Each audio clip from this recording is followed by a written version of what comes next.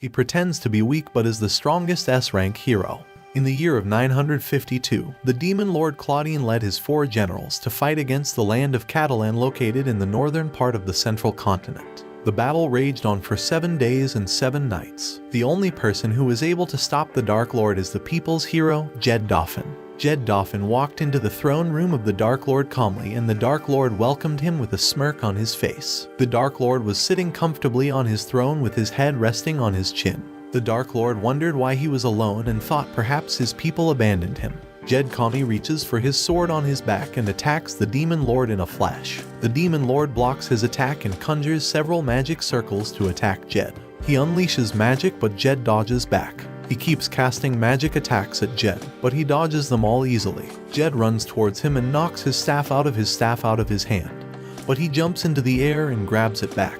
He uses the momentum to strike the ground, stopping Jed in his tracks. The Demon Lord is impressed with Jed's skill and asks him to join his army. Jed refuses, and the Demon Lord tells him fighting for humanity won't profit him. Jed tells him he's fighting to get his treasure and rescue the princess. The Demon Lord is surprised. It has been Jed's dream to become a rich man and marry the princess, and ever since a blonde man told him his dreams can become true if he defeats the Demon Lord. Jed took his family's treasure and embarked on a journey to become a hero.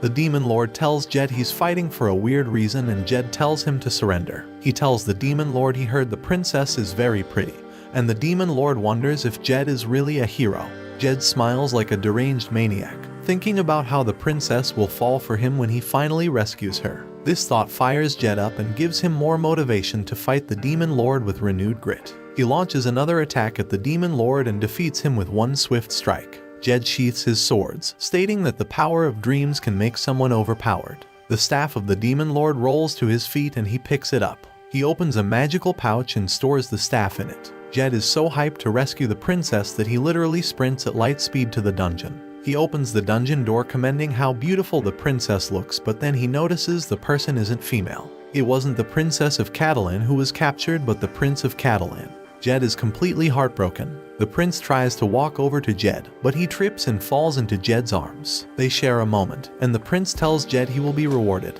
Jed's imagination gets the better of him and he doesn't like what he imagined. He backs away from the prince, telling him not to bother with the reward because he did it for the sake of the kingdom. He brings out a teleportation scroll from his magical pouch and hands it to the prince. He tells him to take as much time as he needs with his teleportation. Jed brings out another teleportation scroll and teleports himself away from the prince. After Jed is gone, the prince looks down at the teleportation scroll and smiles sinisterly. Jed teleports to his room drenched in sweat. He is exhausted from the battle, but his anger knows no bounds. He wonders where the princess is and why the Demon Lord kidnapped the prince instead. He is sad his dream didn't come true, but he takes solace in the fact that he was able to defeat the Demon Lord. Suddenly, a video game disc glows and Jed feels the urge to go on an adventure. Meanwhile, Prince Ruda returns to the castle and the guards are shocked to see him.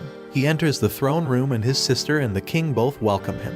He tells his father he's free and his father asks him how he's doing. The prince tells him not to worry because he is fine. He tells the king he found something interesting.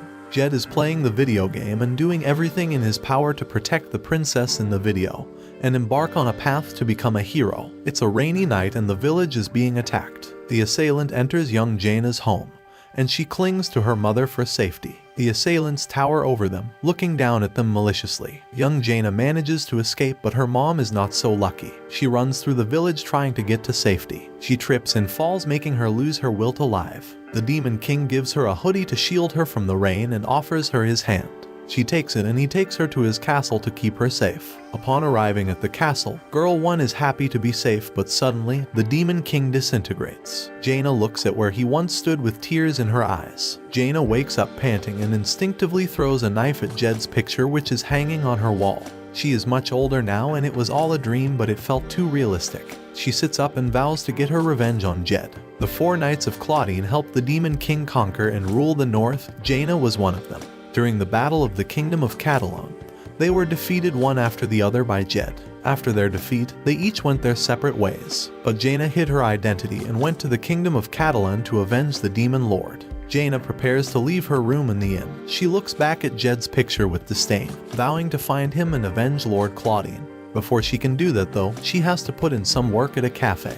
Jaina puts on her work clothes and all the customers of the store are stunned by how good she looks. They give her their orders and she notes them down. She has been working at the cafe for 3 months now and her objective was to gather information about Jed. With time though, the job, her colleagues, and the customers grew on her. She recalls how she found herself in such a predicament while moving through the city one day. She stumbled upon Lord Claudine's staff displayed in a pawn shop. She stops outside the shop and looks it over through the glass to make sure it's the genuine staff, and after careful inspection, she is convinced it's genuine. She wonders why it's in a pawn shop. She looks down at the price tag and she can't believe how expensive the staff is going for. She holds out a handful of coins, but they won't be enough to purchase the staff. She's convinced the staff has more worth than she does in her current state. She decides to find a way to get the staff without compromising her disguise. She looks back to see a queue of people outside the cafe. The cafe has a hiring sign and Jaina decides to apply for the job. Jaina is pouring ketchup on some rice, and she wonders why she hasn't heard a word about Jed since she came to the city. She thinks he must be protected by someone very powerful. Just as she's thinking about that, Jed walks into the shop and a waiter greets him. She tells Jaina to attend to Jed at his table. Jaina tells her she would go over to his table. She walks over and greets Jed. She's about to ask him what he wants when she realizes it's him. She calls out his name in fright and he greets her casually. She wonders how he found the cafe and if he intends to bring her down for good. She concludes that he would have brought her down for good during the battle if he wanted to, so he must be at the cafe for something else. She decides to find out his reason for coming to the cafe. Jed doesn't recognize Jaina and he thinks she's so cute, commending the cafe as the best made cafe in Catalan. She asks him what he would like to order, and he orders a set meal. She takes his order, surprised that he came to the cafe just to eat. She still thinks he has an ulterior motive.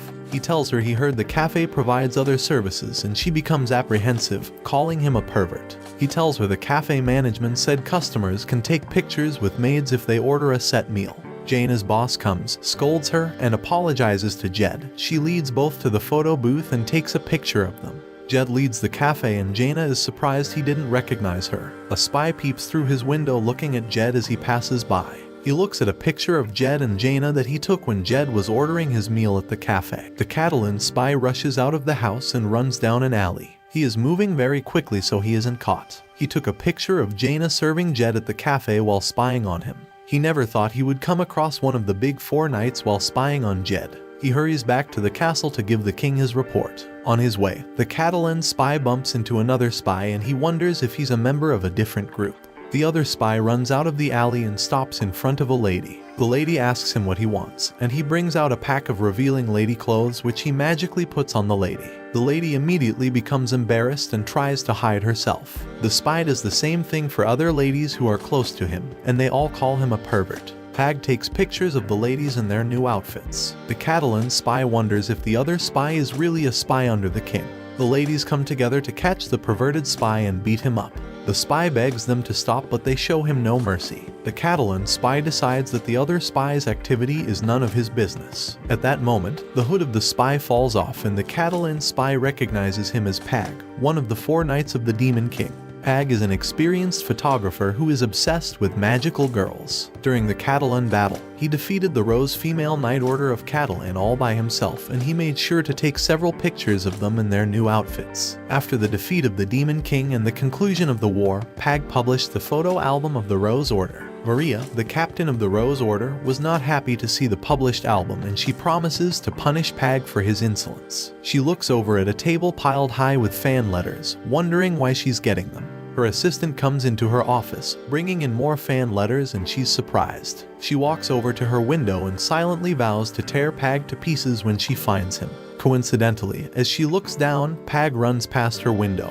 He's being chased by several women. Maria is surprised to see Pag in the city. Jed frames the photo he took with Jaina at the cafe and puts it on a stand in his sitting room.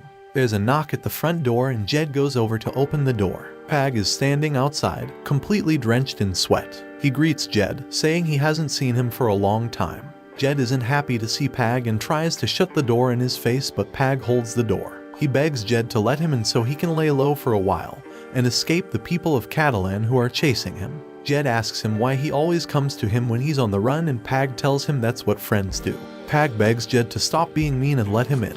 Jed tells Pag he doesn't consider him a friend because he was once part of the Big Four. Pag is heartbroken by Jed's remark and he falls to the ground looking dejected.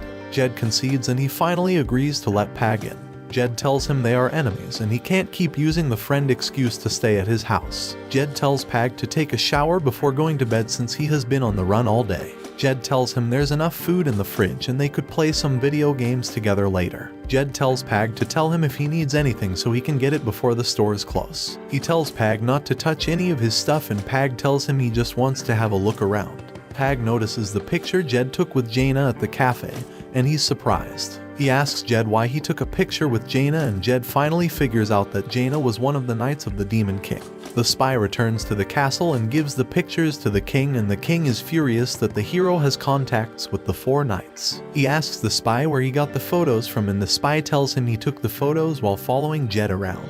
The king asks the spy who gave him the order to follow Jed around and he tells the king Prince Reddy gave him the order. The king wonders if the prince is trying to trick them into punishing the hero. The chief minister starts accusing Jed of colluding with the demon lord. The minister tells the king to take action and the king issues an order for Jed, Pag and Jaina to be captured. He then says they will execute one of the big 4, Rock Barkhad, the next day. The prince walks down into the dungeon holding a lantern and wearing a disguise. The 2 guards on duty notice him but don't recognize him so they ask him for his identity. He lets go of the lantern, breaking it in the process and turns into a black fog. He attacks the guards and knocks them out. He remanifests into his human form with his disguise still on. He walks up to Rock's cage to find him chained to the walls. He tells him it's been a long time since they last spoke to each other. He tells Rock he heard they were going to execute him the next day. Rock immediately recognizes the prince and asks him what he's doing down in the dungeon.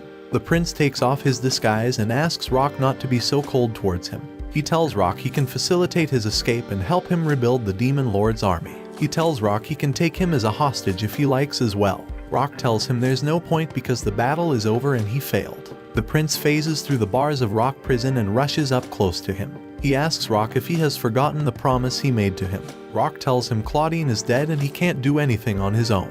Prince Reddy tells him he will find another way without him and bids him farewell. Prince Reddy leaves the prison cell, calling him Lord Invictus instead of Rock, and Rock feels bad about the demise of Claudine. Jed and Pag play some video games at Jed's apartment. Jed asks Pag if there is a person named Lord Invictus with green hair among the knights of the Demon Lord's army. Pag tells Jed he's named Rock. He tells Jed he's the eldest son of an incredibly strong sword family. He tells Jed that rumor has it that he has a younger sister who is even stronger than him. He tells Jed that he once fought Rock and the experience was very scary. Jed asks Pag why Rock joined the Demon Lord's army and Pag tells him he's not sure but he thinks it has something to do with the legend of the Kingdom of Catalan. He tells Jed it's the legend of the Black Dragon del Toro. Jed thought so too. The legend says that out of twins born in the Kingdom of Catalan, one is to be sacrificed to the bat mitzvah of the Black Dragon del Toro in exchange for his eternal protection. Jed thinks it's better not to verify the authenticity of this legend. Jed thinks that since the end of the war, there has been a strange magic emanating from the royal city. He thinks something is wrong with the country. At that moment, they lost the video game because Jed wasn't paying attention to it anymore. Pag relaxes and heaves a sigh of relief. He tells Jed he's so lame. Jed gets up from the couch, telling Pag he's going to get some food. He asks Pag if he would like anything and Pag tells him he needs chips and Coke. He also tells him he needs chicken and pizza but Jed tells him the store is too far away. Jed begins to lose his patience and Pag tells him to get the new issue of a weekly manga and a cup of milk tea. He looks over at Jed who gives him a face full of his feet. Jed asks Pag if he's a servant to him and tells him to know his place. Pag apologizes to him. Suddenly, Jed's apartment door is blown away by Jaina's kick. She points her sword to Jed and tells him she will take the weight of his head off his shoulders and avenge Lord Claudine. She notices Pag in the apartment. Both Pag and Jed are in a sus position so she asks them what they are doing. Pag tells her not to get the wrong idea. He tells her he's Jed's friend and he's just crashing at his place for a few days. Jaina tells him he also said he's friends with Lord Invictus. She asks him if he was the one who let Jed into the castle during the battle. Jed tells her he was the one but Pag tells her Jed's lying. He tells her he was sloppy on that day because he was the only one at the gate to the Demon Lord's castle, and he recounts what transpired. On that day, Jed disguised himself as a delivery man and he delivered the latest issue of a manga to Pag. As Pag is distracted by the manga, Jed takes him out. Jaina is disappointed in him. She tells him he's too weak and it is pointless for him to stand guard since he can't even defend the gate. She turns to Jed and tells him she will take the high road and avenge Lord Claudien. She produces another knife from her sleeve and rushes towards Jed with malicious intent. Jaina tells Jed this would be his last day on God's green earth. She lunges at him with her sword but he moves out of the way. She cleanly slices the sofa in two, missing both Jed and Pag. Jed lands on his feet. He tells Jaina to calm down because she's basically fighting for nothing since the war is over. He tells her he's not a hero anymore and he doesn't want to be her enemy. She looks at him sternly and tells him to quit talking. She attacks him again, swinging her sword at his head. He barely moves in time to make her miss, but she takes some hair strands off his head. She keeps swinging her sword at Jed, trying to land a hit, but he dodges all her attacks. She makes a huge swing but Jed crouches, and she misses. She tries to strike him while crouched but he jumps over her and lands behind her. His feet barely touch the ground before she throws her dagger at him. He dodges it. Suddenly a voice calls out to him from behind and he sees the dagger heading to one of the model figures in his collection. He immediately gains the power of the Flash and runs over to his collection shelf to save the model. He catches the blade before it gets to the model and Jaina is surprised at how fast he moved. He asks her if no one told her not to touch other people's collections. He throws the dagger back at her and she blocks it with her sword, but the blade of her sword breaks in the process. She is knocked back by the force of impact and Jed immediately closes the gap between them. He stands before her with a menacing aura covering every inch of his body. She looks up at him scared for her life. She jumps away from him to create some distance. She throws away the remains of her broken swords and takes out 5 daggers from her belt. She places them between her fingers, basically making herself a female Wolverine. She runs towards Jed, who calmly puts his finger in a flick position, and Jaina is apprehensive. She jumps behind him and tries to attack him from behind, but he reads it and adjusts the direction of his fingers. Jaina throws out her daggers at Jed, but he flicks his fingers several times, destroying the daggers. Jaina desperately reaches for her broken sword and attacks Jed, but he simply dodges her attack and kicks her to the walk.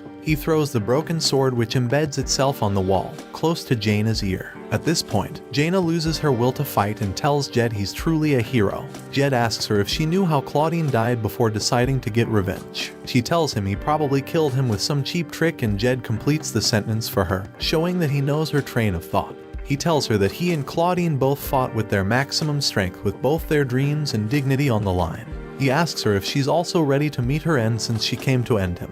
He grabs the broken sword from the wall and Jaina accepts her fate. But Jed throws the sword away and tells her the night he defeated Claudien was the end of the battle. He tells her there's no need for anyone to die after the war has ended.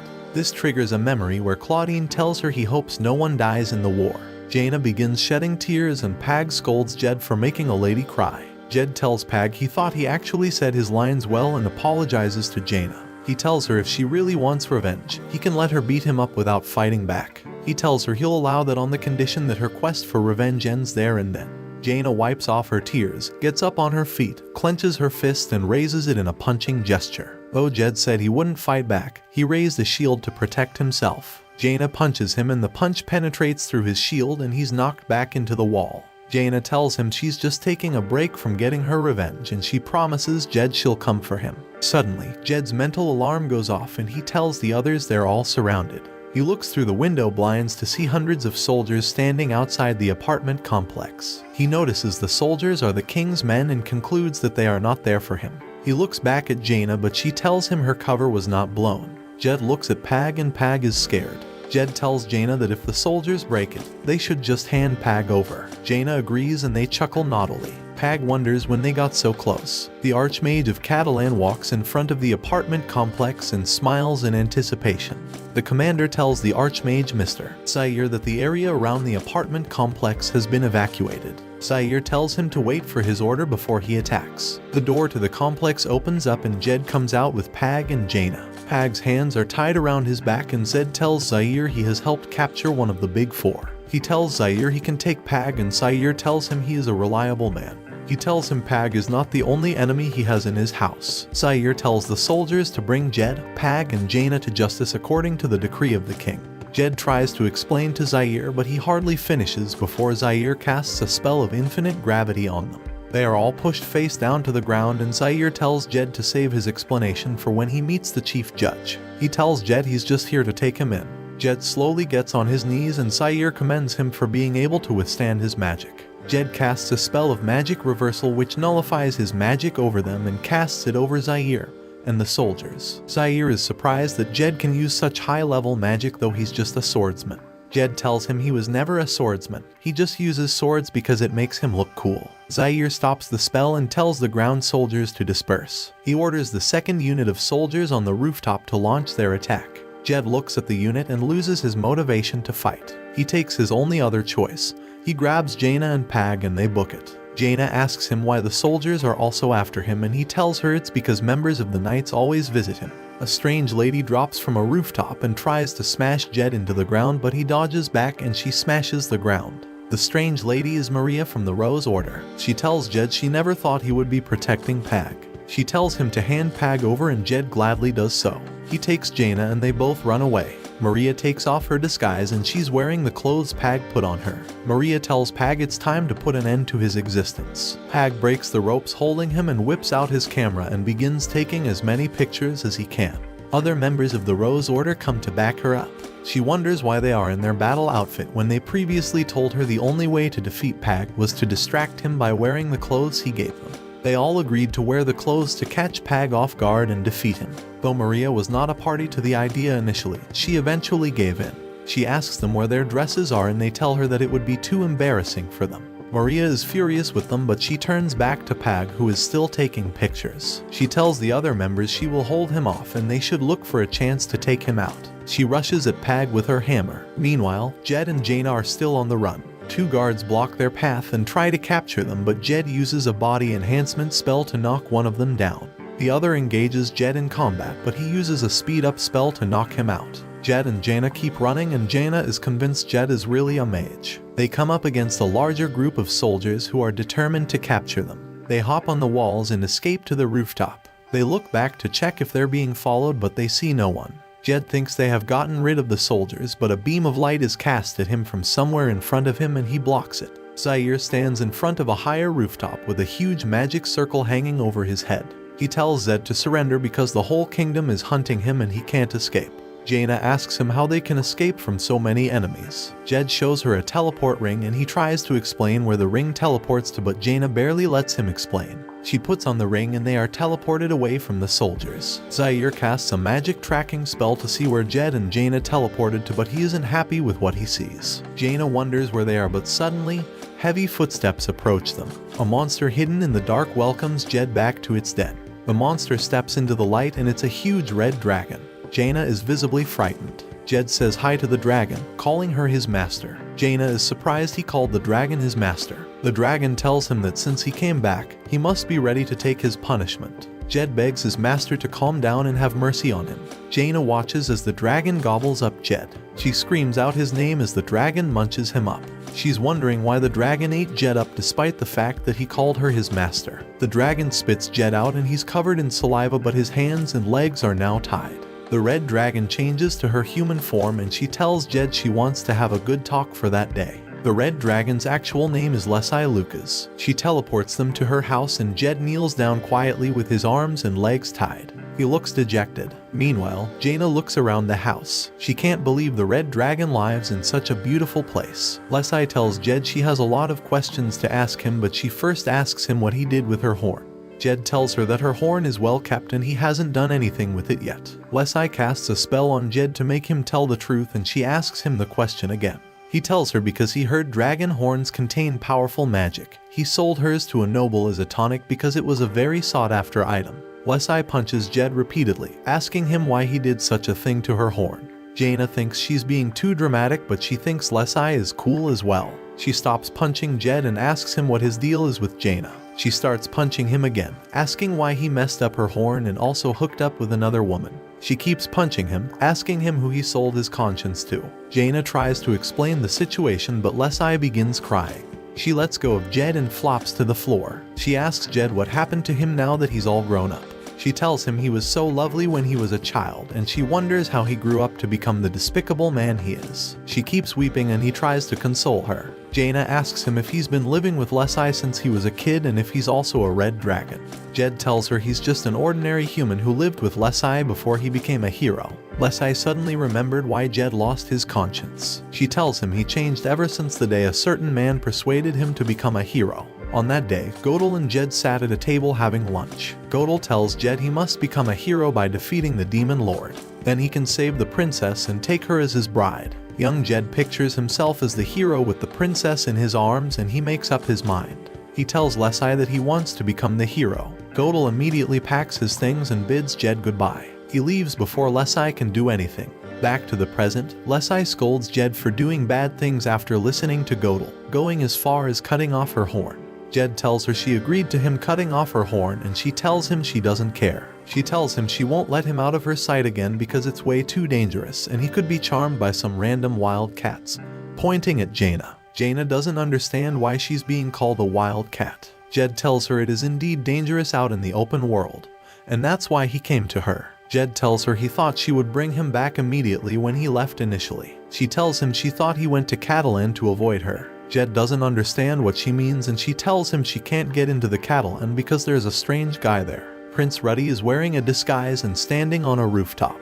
He looks down soullessly at the town square. He thinks Rock was foolish to decline his proposal. He walks away as guards lead Rock towards the noose. Rock's crimes were read out to the people who gathered to witness the execution, and the order was given for Rock's execution. As he walked through the crowd of spectators, they jeered at him, calling him a traitor to the king and a lapdog to the Demon Lord. They begin to throw different things at him, but Rock isn't bothered by this one bit. He walks through the crowd calmly, and then a lady walks out of the crowd and onto Rock's path eating some skewers. Rock looks over at her and he recognizes Gil, who is his sister. Gil is the eldest sister of the Barkhad family. She could handle a sword very well right from her childhood, and she vowed to marry a man stronger than her. At just 15 years old, she was able to defeat the master swordsmen of the older generation, and she decided to travel across the continent to challenge different masters, but none were able to defeat her. Because of this, she is still single at 35 years of age. One of the guards tells her not to interfere in official duties. Rock wonders why she came to the square. Another guard figures out that Gil is Rock's older sister. He tries to warn the initial guard, but it's too late. The guard is sent flying.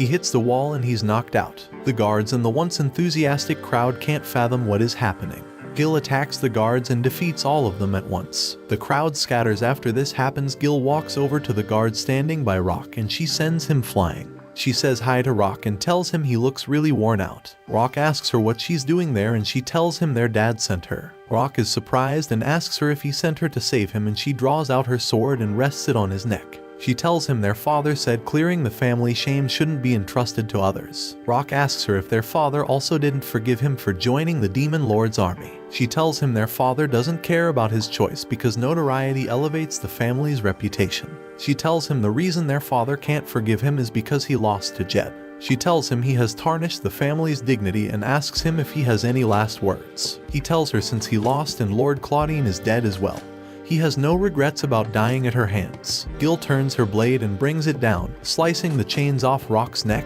wrist, and legs. She tells him he's always gloomy and asks him what happened to his dreams. She tells him to lead the Demon Lord's army since the Demon Lord is no more. She tells him though he lost, the next time he has to win to redeem himself. She reminds him of his identity and tells him no one can defeat him except her. She encourages him to keep going and he becomes teary-eyed. The Golden Order unit of the Catalan soldiers march into the square. Their captain Talon tells the soldiers not to let Rock escape.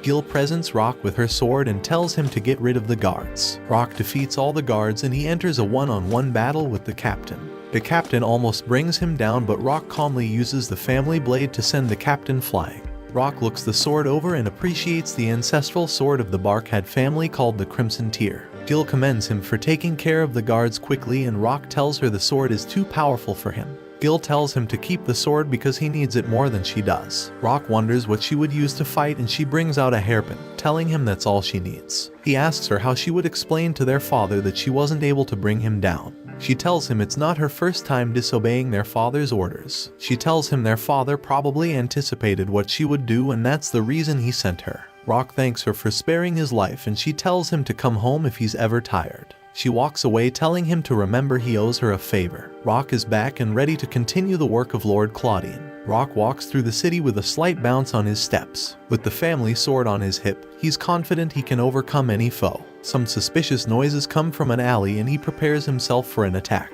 Maria and her Rose order soldiers to come out of the alley, leading Pag away. They stop when they notice Rock standing there and staring at them. Rock knocks them down and frees Pag. Pag asks Rock what he's doing in the city and Rock tells him it's a story for another day. He tells Pag to follow him back to the Demon Lord's castle because he wants to become the new Demon Lord. Pag asks Rock if he's really planning to wage another war against Catalan. Rock tells him he must fulfill the promise he made to Lord Claudian and wipe out the whole of Catalan.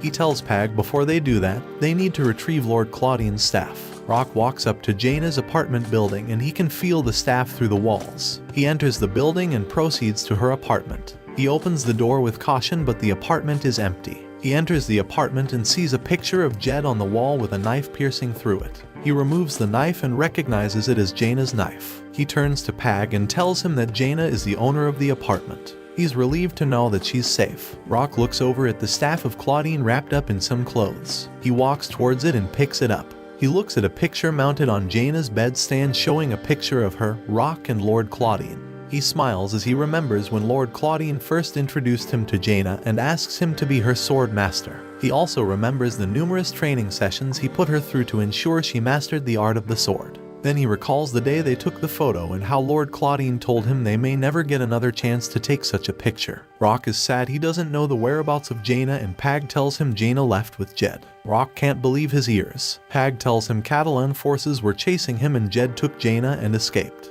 Rock wonders what Jaina is doing with the hero. Pag tells him though they fought initially, they settled their differences. Pag tells Rock not to worry about Jaina because Jed is a nice guy and they get along quite well. Rock imagines Jaina in the company of Jed and Pag and he cries out her name. His voice echoes across the skies and Jaina hears a whisper of it all the way to Lesai's house. The news of Jed and Jaina's escape gets to the king and the king is furious. He's also furious that Rock was saved from the Nine Noose and Pag escaped from the Rose Order and fled with Rock. The king feels overwhelmed by the amount of L's he took in one day. Rupel tells him this isn't the time to feel dejected and encourages him to take action. The king thinks he must act fast before Prince Ruddy shows up. Suddenly, Ruddy enters the room and asks his father if the issues can now be considered a national crisis. The king tells him it isn't that serious and they have it all under control. Rupel asks him if he doesn't realize the severity of the problem. He tells the king that the Big Four escaped, the hero betrayed them and forces of the Demon Lord could attack anytime. He asks why their protector, the Black Dragon Dardo, hasn't appeared yet. The king, looking terrified, tells Rupel to be quiet. Ruddy laughs hysterically and a black mist appears around him. A voice tells him to obey the agreement and calls him Dardo. A purple beam bursts through the building and Ruddy turns into the Black Dragon Dardo. He bursts through the roof and lets out a terrifying roar. Rupel points at the dragon. He tries to form words but he can't. The king tells him he shouldn't have seen that and he draws his sword to make sure Rupel doesn't have a chance to spread the news. Ruddy hopes Lesai is prepared for him. Dardo roars and the people of the city notice him. Rock and Pag look at him round the corner of an alley. Dardo moves swiftly towards Lesai. Over at Lesai's house, she tells Jed to stay in his room and not go anywhere. Jed is tied with some ropes and he asks Lesai to at least untie him. Lesai tells him if she unties him, he'll just run away. She tells him he's safe in her house because Catalan soldiers won't dare to attack them. Suddenly, a magic barrier is erected around her house. Dardo fires a purple energy beam at Lesai. Lesai generates a magic circle to block the attack. She turns back to Jed, asking him if he's alright. He tells her he's fine though his shield is slowly disintegrating. He tells her the power level of the attack is so high. Lesai's castle is reduced to rubble and Dardo ceases his attack. Lesai uses that opportunity to transform into her dragon form and she sprouts wings. She lunges at Dardo but he summons a shield to protect himself. Lesai slams against the shield and the force smashes Dardo to the ground. Lesai uses her magic to open circles which drop columns of explosives that blow up, creating a huge explosion. Jaina tells Jed the battle is way too terrifying for her. Jed drinks a potion to restore his health and he tells her Lesai is considered a formidable dragon even among dragons. He tells her most opponents don't survive her first attack but Dardo rises from the ground and Lesai is shocked to see he's still alive. Dardo regenerates and he attacks Lesai with his teeth, biting her shoulder. Lesai screams out in pain and fights back. She shoots an energy beam that pierces through Dardo, but he regenerates. Ruddy uses his shadows to hold her down, and he asks her if her power left her. She breaks free of the bonds and keeps firing the energy beam, but Dardo just regenerates and keeps attacking her with his shadows. Jaina asks Jed how Dardo is still alive. Jed thinks Dardo's regeneration isn't ordinary. He decides to end the battle and prevent it from being prolonged. Jaina asks him what he plans to do, and he says he's going to save Lesai. Jaina asks him what he can do in such a situation since he's only human. Jed agrees with her and thinks there's no way he can win if he attacks directly. Jed thinks of what he can do, and he gets an idea involving the dragon's second attack. Jed gives Jaina a necklace and asks her to run away as fast as she can. Jaina is about to tell him something, but he teleports out of there. Dardo and Lesai are still locked in combat, and Jed suddenly appears on her shoulder. Lesai asks him if he's alright, and he tells her he's fine. Jed looks over at Dardo. He thinks since Dardo can target them from so far away, he must not be using his visual sense. Dardo notices Jed and decides to go for him. Jed teleports away and lands on Lesai's head. He tells Lesai to remain calm, and he transforms her back to her human form. He catches her in his arms and tells her there's only one way to escape tracking. Jed does a disguise and transfer magic technique, and several magic circles come to light in front of him. Jed tells Dardo goodbye and disappears. Ruddy is interested in Jed's game of hide and seek, but he knows Jed can't hide from him. Jed appears close to Jaina, who has since left the scene of the battle. He drops Lesai, tells her not to move, and chops off her second horn. Jaina is shocked. Lesai's magical power drops and she picks up her horn, crying sadly. Dardo screams in frustration, wondering how Lesai's power reaction disappeared. Jed tells Jaina they were being Dardo tracked them by following Lessie, and by concealing her power, Dardo would think they already escaped through the barrier. Lesai tells Jed he's not concealing her power but stripping her of it. Jed tells her he can't use conventional ways because her power is too intense. Dardo transforms back to Ruddy and the barrier disintegrates. Ruddy wonders why Jed and Lesai ran instead of putting an end to his misery. Jed looks at him with pity. Rock is back at the Demon Lord's castle. He puts on some clothes and walks into the throne room where some other people are waiting. Karn, who is the last of the Big Four, is seated on the throne. Rock and Karn stare at each other sternly without breaking eye contact. The king stands over a fallen lapel, and Ruddy feels regret as it begins to rain. Watch this next video. See you on the next one.